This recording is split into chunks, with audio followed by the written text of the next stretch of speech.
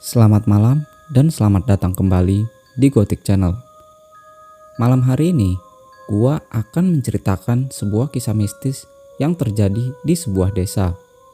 Di mana di desa tersebut pernah ditemukan sesosok mayat perempuan yang dibunuh dengan cara dimutilasi dan sempat menghantui warga sekitar. Tanpa basa-basi lagi, langsung aja kita lanjut ke ceritanya.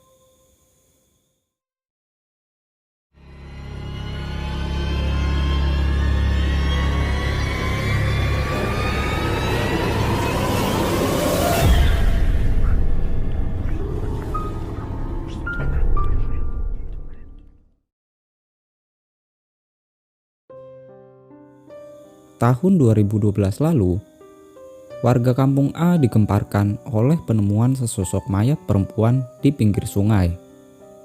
Sarjono adalah orang yang pertama kali menemukan sosok mayat tersebut. Pagi itu, seperti biasa, Sarjono berniat untuk buang hajat di sungai. Karena di zaman itu memang masih banyak para warga yang belum memiliki kamar mandi pribadi. Selain untuk membuang hajat, para warga juga sering melakukan aktivitas lain di sungai tersebut, seperti mencuci baju atau bahkan mandi di sungai tersebut. Karena di masa itu, air sungai di desa mereka memang masih cukup jernih, tidak seperti sekarang. Saat Sarjono tengah turun menuju sungai, ia melihat ada sebuah karung berwarna putih yang mengapung. Awalnya, Sarjono tidak memperdulikannya, tapi saat semakin mendekat ke pinggir sungai, ia mencium ada aroma busuk yang sangat menyengat.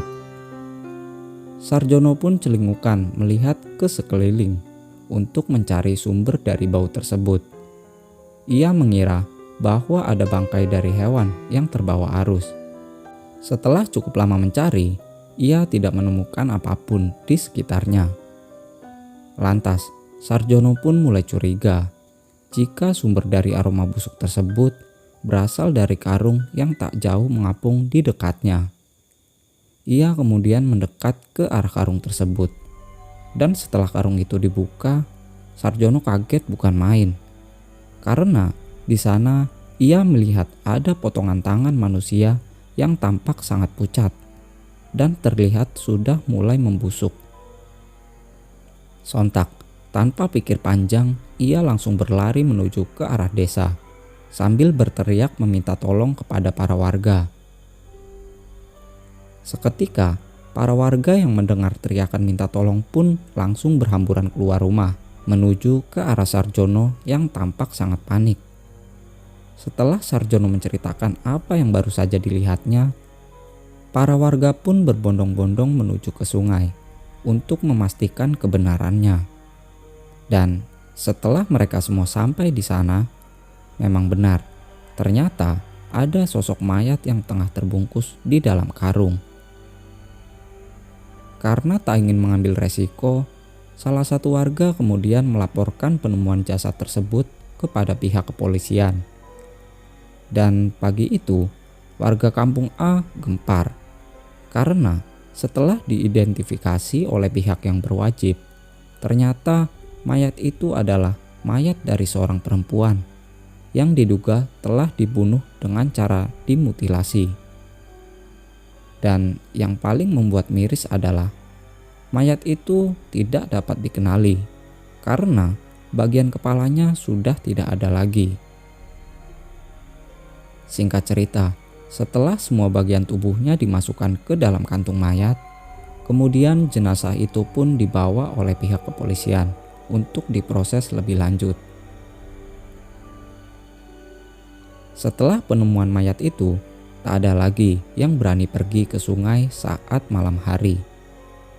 Hingga suatu ketika ada salah satu warga yang nekat pergi ke sungai di malam hari. Namanya adalah Narmo. Narmo adalah seorang pria paruh-baya yang dikenal sebagai penjala ikan. Ia tinggal di kampung A bersama seorang istri dan kedua anaknya. Malam itu, Narmo tampak kebingungan karena 3 hari lagi ia harus segera melunasi biaya sekolah anaknya. Narmo kemudian berpikir untuk menjala ikan di malam hari agar biaya untuk sekolah anaknya bisa cepat terkumpul. Sebenarnya Narmo takut, tapi tak ada jalan lain karena memang hanya itu yang bisa ia lakukan. Setelah cukup lama mempertimbangkan, akhirnya ia pun nekat pergi ke sungai sendirian. Ia terus berjalan menjauh dari desa dan mendekat ke arah sungai dengan ditemani sebuah senter yang terpasang di kepalanya. Setelah ia sampai di pinggir sungai, Narmo kaget karena ia melihat ada banyak sekali ikan yang bergerombol di tepian sungai. Lantas, Narmo pun tak menyia-nyiakan kesempatan itu. Ia langsung menjala ikan-ikan tersebut dan memasukkannya ke dalam wadah yang sudah ia persiapkan dari rumah. Narmo merasa sangat senang saat itu, karena di sepanjang ia berjalan selalu ada ikan yang bergerombol. Narmo terus menangkap semua ikan yang ada di hadapannya, hingga tanpa sadar, kini ia berada di lokasi di mana mayat itu ditemukan. Narmo terus asik menjala ikan-ikan yang ada di sana, sampai akhirnya saat ia menarik jalannya kembali, tiba-tiba ada karung berwarna putih yang ikut terbawa di dalam jalannya. Seketika, Narmo langsung teringat dengan kejadian beberapa hari lalu saat mayat itu ditemukan. Di situ, Narmo merasa takut untuk menarik jalannya. Tapi di sisi lain, ia tidak mungkin meninggalkan jala tersebut. Akhirnya, Narmo pun memberanikan diri dan dengan perlahan ia menarik jalannya sambil memperhatikan karung tersebut. Dan saat karung itu semakin dekat, ternyata itu hanyalah karung kosong yang mungkin sengaja dibuang oleh warga. Di situ, Narmo merasa sangat lega. Kemudian, ia berniat untuk pulang karena wadah yang ia bawa juga sudah penuh dengan ikan. Tapi saat ia membalikkan tubuhnya, di hadapannya sudah berdiri sosok tubuh tanpa kepala. Di situ, Narmo sempat melihat ada darah segar yang mengucur deras dari leher yang terputus. Saat itu ia hanya mematung tanpa bisa berkata apa-apa. Dan setelah beberapa saat, ia pun tidak ingat apa-apa lagi. Sampai akhirnya, di pagi hari, Narmo dibangunkan oleh seorang warga yang dikenalnya, dan dia pun langsung diantar pulang. Sesampainya di rumah, Narmo kemudian menceritakan semua yang dialaminya semalam. Kabar itu pun menyebar dengan cepat hingga ke pelosok desa, dan sampai sekarang tidak ada yang berani lagi untuk pergi ke sungai itu saat malam hari.